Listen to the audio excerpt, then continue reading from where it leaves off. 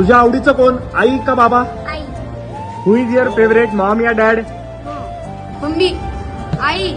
तसं पण बापाने काय करून ठेवलंय माझ्यासाठी?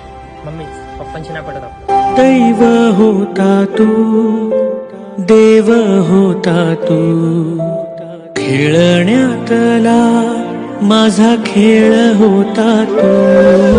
शाणा होतो मी, वेडा होता तू, माझ्यासाठी कारे सारं खर्च केलं तू. आज तू फेडू दे पांग हे मला.